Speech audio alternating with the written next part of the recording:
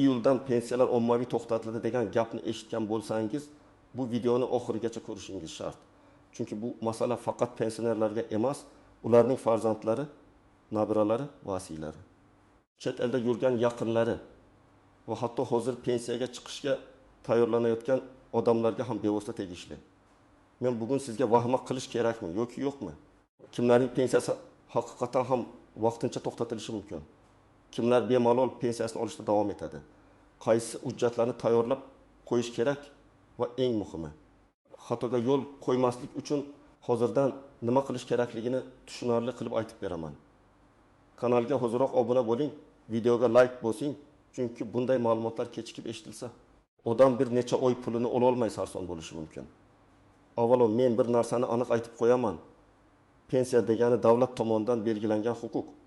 Agar odam pensiya olish huquqiga ega bo'lsa, staji, yoshi, nogironlik holati yoki boquvchisini yo'qotganlik asoslari qonuniy tasdiqlangan bo'lsa, hech kim shunchaki iyul bo'ldi, endi hammaga pensiya berilmaydi deb ommaviy ravishda to'xtatib qo'ya olmaydi.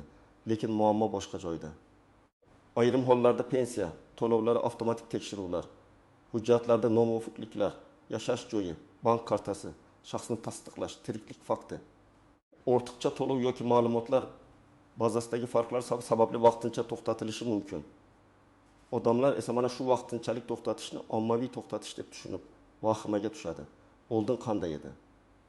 Oldin ko'p masalalar mahalla pensiya bo'limi pochta yoki bank orqali qo'lda aniqlashtirilardi. Masalan, pensioner pulni pochta orqali olsa, pochtachi uni taniydi, uyiga boradi, holatini ko'radi.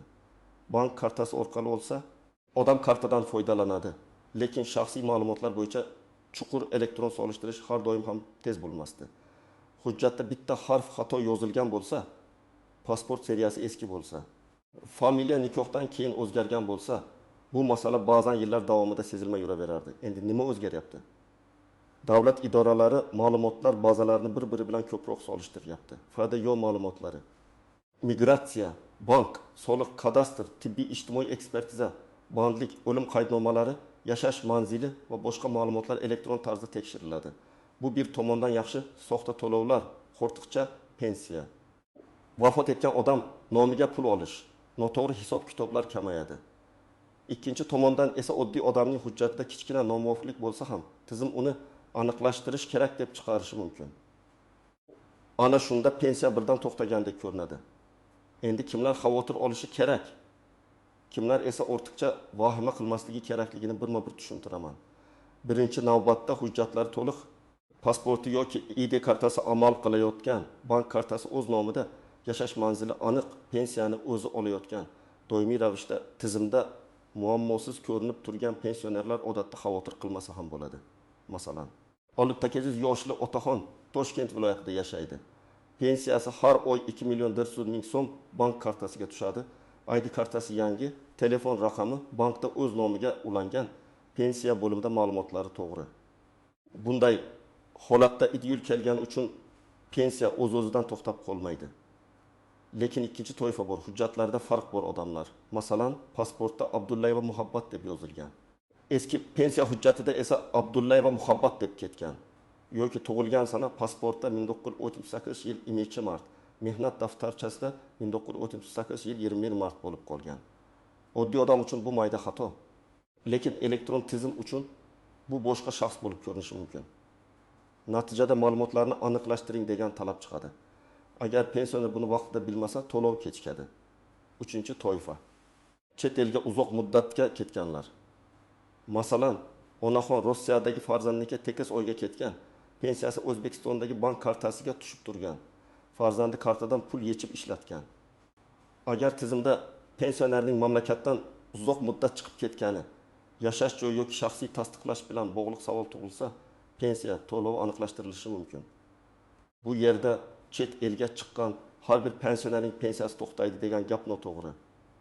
Lekin uzoq muddat chetda bo'lgan konsullik ro'yxati, tiriklik tasdiqlovi yoki yashash holati bo'yicha masalasi noaniq bo'lganlar albatta tekshirtirib qo'yish kerak. 4-toifa. Nogironlik pensiyasi oluvchilar. Nogironlik pensiyasi odatda tibbiy ijtimoiy ekspertiza xulosasiga bog'liq. Agar nogironlik muddatsiz belgilangan bo'lsa, bir holat. agar 1 yilga yoki 2 yilga belgilangan bo'lsa, muddat tugagandan keyin qayta ko'rikdan o'tish kerak bo'ladi. Masalan, ikki guruh nogironligi 2024 yil 3 iyungacha belgilangan bo'lsa, 1 yildan keyin yangi xulos tizimga tushmasa, to'lov vaqtincha to'xtashi mumkin.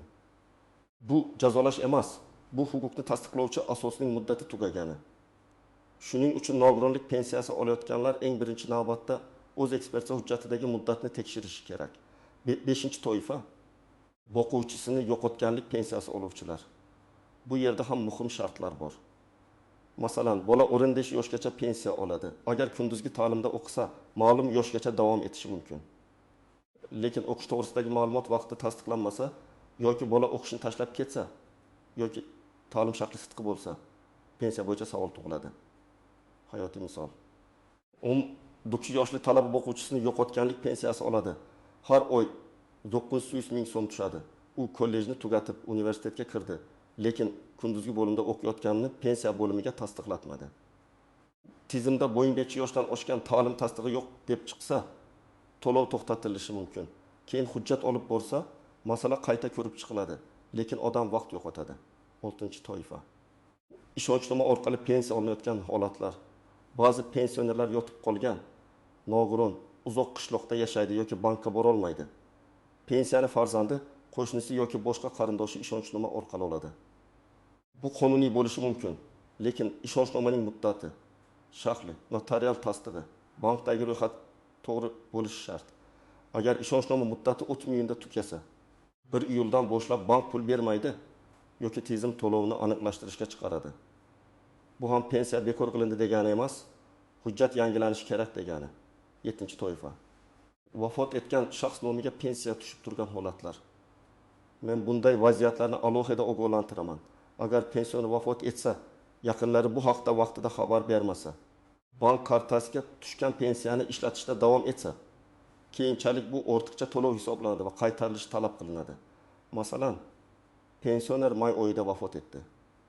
Lekin kartasiga iyun va iyul oylarida jami 5 million so'm tushdi. Farzandlari bu pulni yechib oldi. Keyin ma'lumotlar bazasi yangilanganda davlat bu summani ortiqcha to'lov sifatida qaytarishni so'rashi mumkin. Ayrim hollarda bu huquqiy javobgarlik masalasiga ham aylanadi. Shuning uchun vafot holatini yashirish hech qachon foyda bermaydi. Endi istisnolar, nozik joylar va ko'pchilik e'tibor bermaydigan jihatlarga o'tamiz. Birinchi nozik jihat. Pensiya to'xtatilishi bilan pensiya huquqi bekor bo'lishi bir xil narsa emas.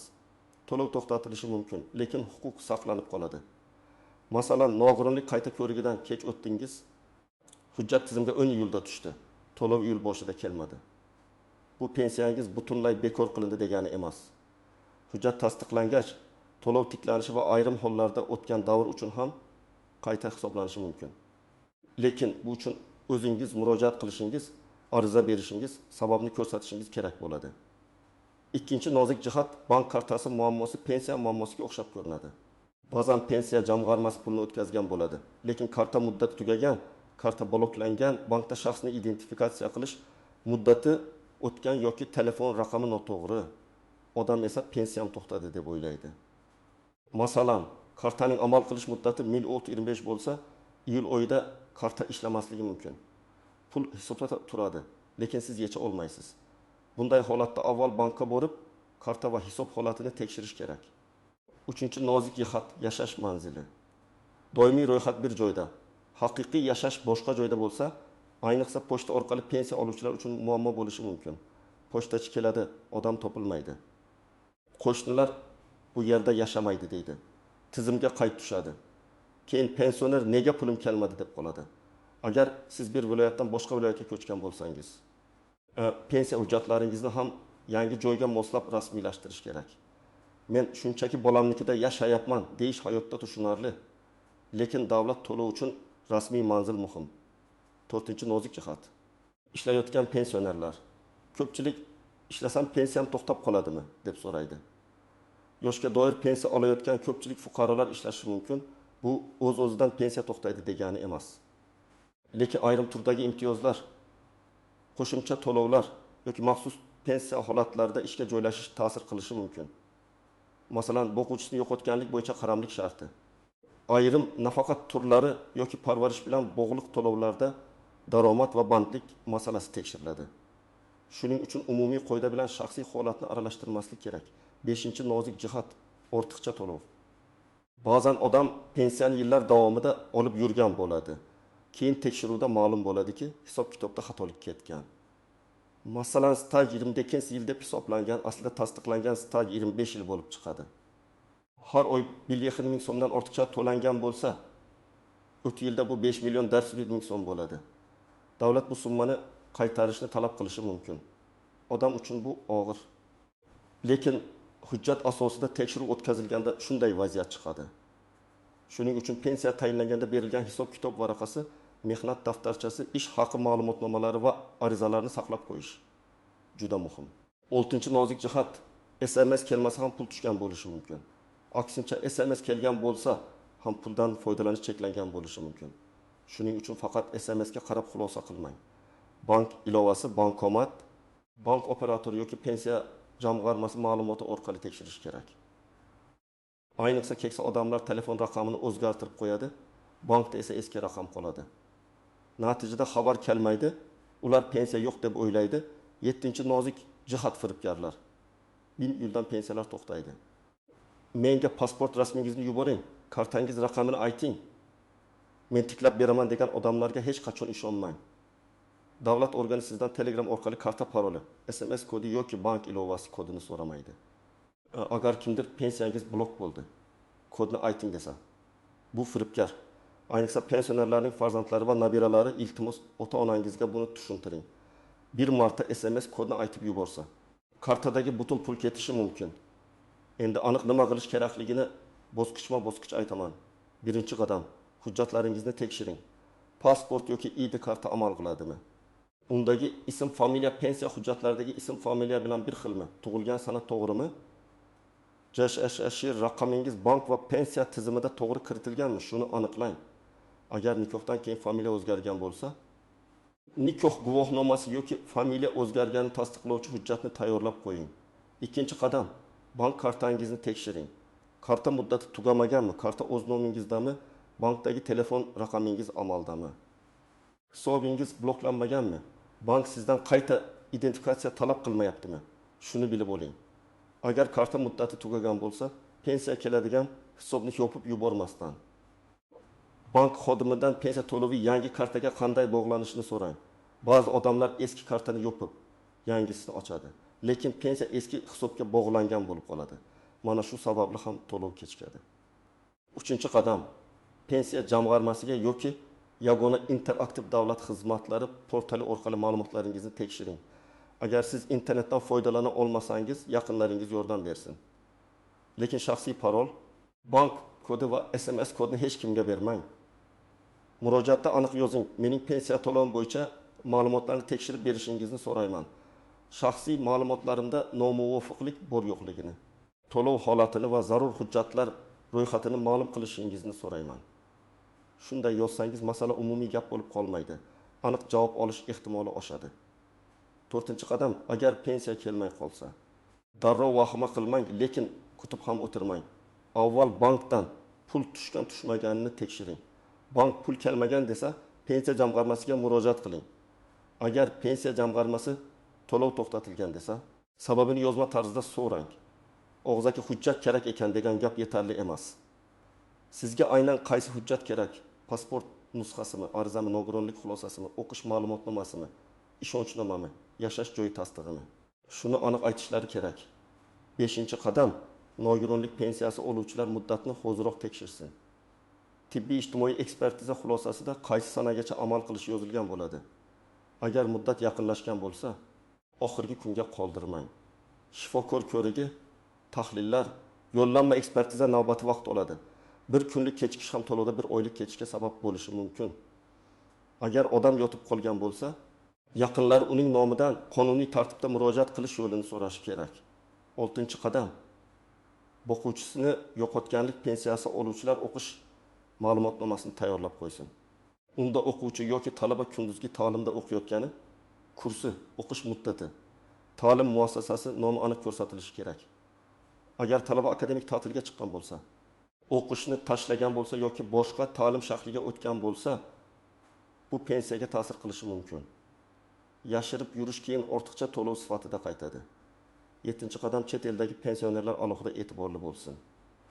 Agar uzoq muddat O'zbekistondan tashqarida bo'lsangiz, o'zingizga tegishli tartibni pensiya jamg'armasi yoki konsullik orqali aniqlang. Qo'shnim shunday qilib yuribdi degan maslahatga ishonmang. Har bir holat boshqacha. Kimdir doimiy yashashga ketgan, kimdir vaqtincha davolanishga ketgan, kimdir farzandinikida mehmon, kimdir konsullik ro'yxatida turadi. Bularning har biri pensiya to'lovi tartibiga turlicha ta'sir qilishi mumkin. 8-qadam. Barcha hujjatlarning nusxasini saqlang. Mehnat daftarchasi, ish haqi ma'lumotnomalari, pensiya tayinlash qarori, pasport, ID karta, nikoh yoki ajrim guvohnomasi, tug'ilganlik guvohnomalari, nogironlik xulosasi, o'qish ma'lumotnomasi, bank rekvizitlari, ishonchnoma, murojaat arizalari va javob xatlari alohida papkada tursin. Hujjat yo'qolsa yoki tizimda xato chiqsa, sizda dalil bo'ladi. Men doim aytaman. Pensiya masalasida hujjat bor odam kuchli, hujjatsiz odam esa gap bilan isbotlashga majbur bo'ladi. 9-qadam. Agar sizga noqonuniy rad javobi berilgandek tuyulsa, yozma javob oling va yuqori turuvchi organga shikoyat qiling. Shikoyatda hissiyot emas, fakt yoziladi. Masalan, men falon sanda murojaat qildim, falon hujjatlarni topshirdim, lekin pensiya to'lovim tiklanmadi. To'xtatish sababi va huquqiy asosini yozma ravishda ma'lum qilishingizni so'rayman. Agar javob qoniqtirmasa, tegishli tartibda yuqori bo'lim, vazirlik, xalq qabulxonasi yoki sudga murojaat qilish mumkin. Eng muhimi, hamma bosqichda murojaat raqamini, sanasini va javob nusxasini saqlang. 10-qadam. Keksa ota-onangizning ishini o'zingiz tekshirib bering. Ko'p pensionerlar internetdan foydalana olmaydi, bank ilovasini tushunmaydi, hujjatdagi xatoni ko'rmaydi. Farzand sifatida 1 soat vaqt ajrating. ID kartasini ko'ring, karta muddatini tekshiring, SMS kelayotgan raqamni aniqlang, pensiya qancha tushayotganini yozib qo'ying, oxirgi to'lov sanasini biling. Bu kichik ishdek ko'rinadi, lekin ertaga pensiya kechiksa qayerdan boshlashni bilasiz. Demak, 1-iyuldan pensiyalar hammaga birdek ommaviy to'xtatiladi degan gapni vahima shaklida qabul qilish kerak emas. Lekin bu mavzuni e'tiborsiz qoldirish ham xavfli. Asosiy xavf hujjatlardagi nomuvofiqlik, bank kartasi muammosi, nogironlik muddati, o'qish tasdig'i, ishonchnoma, chet elda uzoq bo'lish, yashash manzili va ortiqcha to'lov bilan bog'liq holatlarda paydo bo'ladi. Men sizga tavsiya qilaman. Bugungi hujjatlarni tekshiring, bank kartangizni aniqlashtiring. Kerak bo'lsa pensiya jamg'armasiga yozma murojaat qiling va yaqinlaringizni ham ogohlantiring. Agar sizda pensiya kelmay qolgan bo'lsa yoki 1 iyuldan keyin qandaydir o'zgarish bo'lgan bo'lsa, izohlarda yozing. Qaysi viloyat? Qaysi turdagi pensiya, qanday muammo chiqdi? Men keyingi videolarda eng ko'p uchrayotgan savollarni alohida tushuntirib beraman. Videoga like bosing. Kanalga obuna bo'ling va bu videoni pensioner ota-onasi bor tanishlaringizga yuboring. Chunki bitta to'g'ri ma'lumot kimningdir pensiyasini vaqtida olishiga yordam berishi mumkin.